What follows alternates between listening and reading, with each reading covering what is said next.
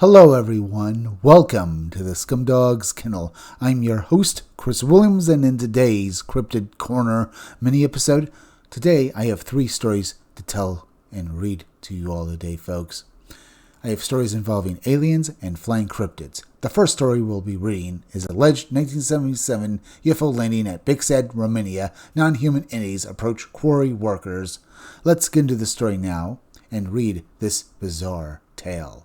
A persistent Romanian UFO story claims that a massive craft landed at a stone quarry near Bixad, Cavazna County during the fall of 1977. According to the unconfirmed account, several non-human entities emerged and attempted to communicate with the quarry workers, triggering panic and apparent work stoppage and the alleged intervention of communist security forces. Let's read this Soviet-era story, as I said earlier, and read exactly what apparently the government had to deal with as well. My friend and I, and research associate Christine Radu forwarded the following strange and confirmed account from Bixad, Romania. The alleged landing. In the fall of 1977, a massive UFO reportedly landed inside or near the stone quarry at Bixad in Cavazna County, Romania. Several non-human entities allegedly emerged from the craft and attempted to convey a series of messages to the quarry workers. The nature of those messages was never clearly established. The workers were reportedly terrified by what they saw. Rather than remain at the quarry, they fled the area in fear. And then the actual Soviet army intervened, folks. So, let's read on, because this is damned intriguing, and I have to basically wonder exactly what affected these men, both the soldiers and these workers at the mine, folks. Did it basically leave them traumatized, PTSD afterwards? Maybe this article will give some detail to that as well.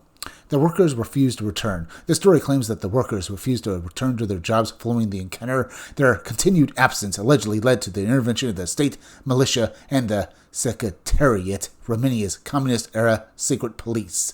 No publicly available records have been located confirming the landing, the appearance of the entities, the work stoppage, or the reported involvement of government security personnel. The later investigation. Following the Romanian Revolution of 1989, several journalists reportedly visited the Bixad quarry during the mid-1990s. They questioned the local residents and interviewed several quarry employees in an attempt to determine whether the incident had actually occurred. According to the latter account, none of the workers interviewed had ever heard of an alien encounter at the quarry. This raises several possibilities.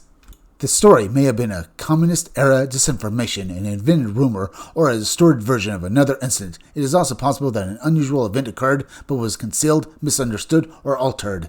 As the story passed from one person to another, was the entire account manufactured during the communist period, or did the Secretariat suppress the incidents so effectively that almost no trace remained? Without named witnesses or surviving documentation, the truth remains uncertain. I'm not surprised about that fact, folks. A lot of information has disappeared, never to be actually found. So something like this being lost, I'm not surprised.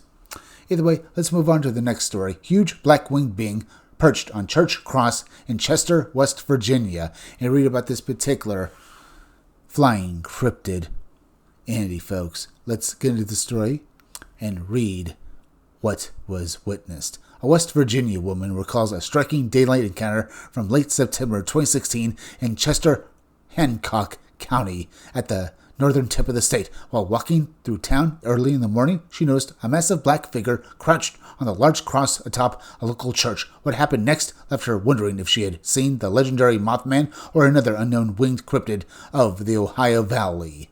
So, this might be a Mothman account. Mothman has been described in the past as a bird entity, so let's read on.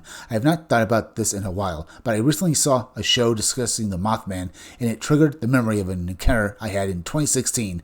The initial sighting. It was late September in Chester, West Virginia, in Hancock County. It was early in the morning, but already daylight. I was walking across town and approached one of the churches in the center. This church has a huge cross on top of the roof. That was when I noticed something big and black on top of the cross. The entity's appearance. As I got closer, I could not keep my eyes off it. I was trying to figure out what it was. My curiosity was really piqued when I reached the church and had the best view of it. This thing was at least 5 feet tall, all black, and crouched down on the horizontal beam of the cross. It looked almost like a bird, but it was huge. Was it Mothman, folks? Or could it have been maybe a flying humanoid? So far, it sounds like it was basically a big bird. So maybe this is actually a Thunderbird sighting, folks. I would not be surprised. But let's continue. The witness reaction. I was more curious than scared, and I wanted to get a better look at it or to see what it would do. So I began to shout out to it. Just as it turned its head, looked down at me. Then, with a loud whoosh, it took flight.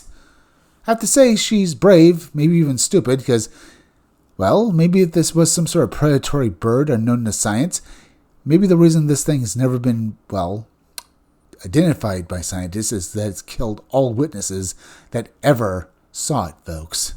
Either way, this woman sounds like she was lucky.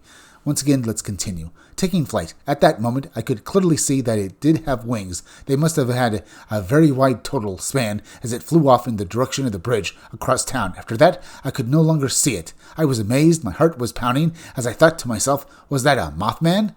The aftermath. I wish I had captured a picture or a video for proof, but in that moment, I was honestly so in awe that I did not even think of it until later. I have read similar reports of sightings throughout the Ohio Valley, from Ohio to Pennsylvania and down to Kentucky. I just wanted to put this out there so someone else like me does not think they are crazy. I have seen it too. And very good for you, dear witness, that you want to basically tell others indeed you saw this, and that, if you've seen, or should I say, if anyone else has also seen it, you're not alone. Good for you. But we're not done with this video yet, folks. We still have one more story. White Sands Missile Range. UFO encounter, lost time, displacement, and men in black threats. Indeed, folks, we have basically, once again, UFOs being seen, and, this time, we have another government presence, possibly, as if the men in black are indeed, working with the government, or part of it, folks. So let's read on and hear about this story. 4 adults, including a U.S. Army intelligence analyst, reportedly watched a blazing pink UFO perform impossible maneuvers near White Sands Missile Range in New Mexico. Their casual full moon, I would have to say outing here, folks, allegedly ended with 6 hours of missing time, an unexplained 100-mile displacement, and terrifying visits from mysterious men who warned them never to discuss what had happened. Indeed, that sounds like the MIB to me, folks.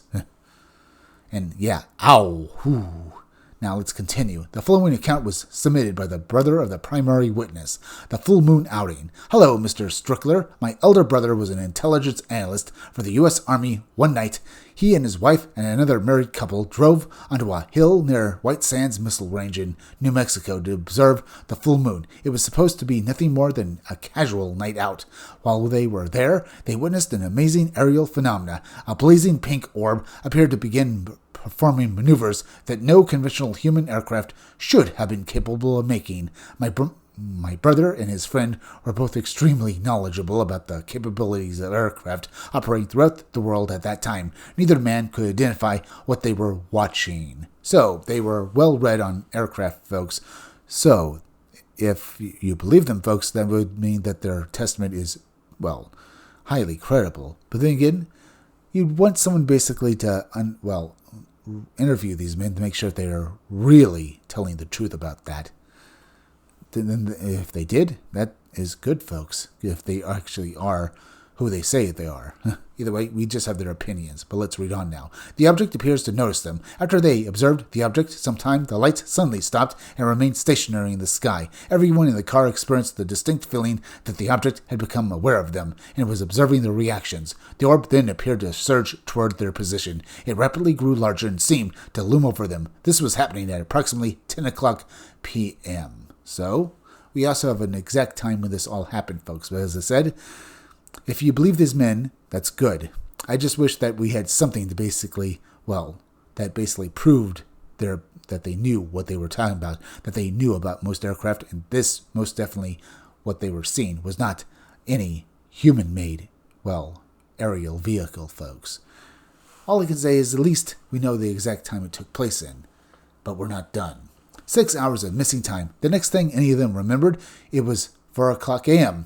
Their car was no longer near the hill or the military installation. It was sitting approximately 100 miles east of the base in the middle of a harvested wheat or barley field. They got out of the vehicle and walked around it. There were no tire tracks leading across the field to their position. The car was simply sitting there, as though it had been placed or dropped into the middle of the field from above.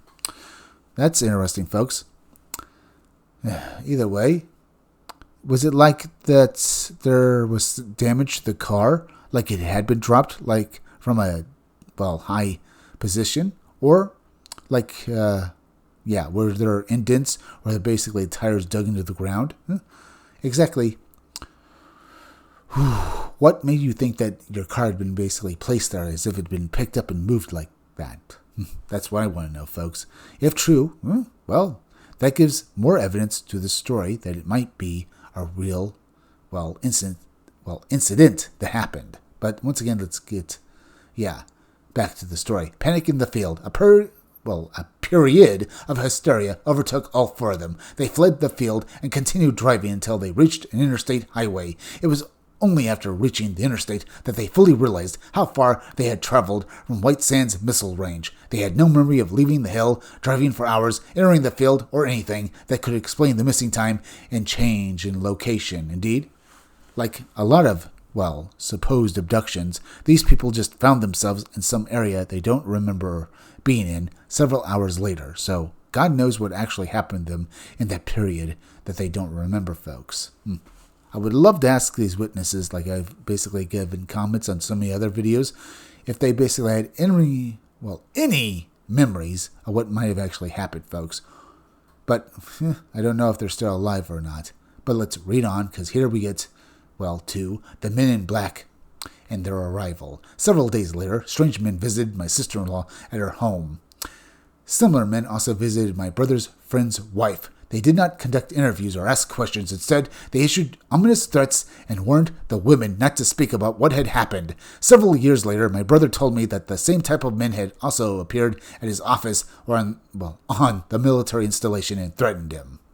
What disturbed him most was that no one else in the building saw the men arrive or leave. His office was located within a controlled access intelligence area. Visitors should not have been able to enter or exit without being noticed and documented. Indeed, that is concerning. Were these guys working for the government? Because that's the only foreseeable way that these men in black could basically enter this man's office without anyone noticing them or even stopping them, folks, unless they basically had credentials that allowed them to go anywhere they wanted. Because you think that even basically, highly placed individuals in the military chain of command, they would have also had to identify themselves, but these men in black, they just didn't. And then they threatened this man, along with basically these civilians, and they can get away scot-free. So that makes me think that these men had some sort of, high clearance rate, military clearance, that allowed them to get into areas that I don't think even maybe, a 5-star general should basically be, been able to do, folks.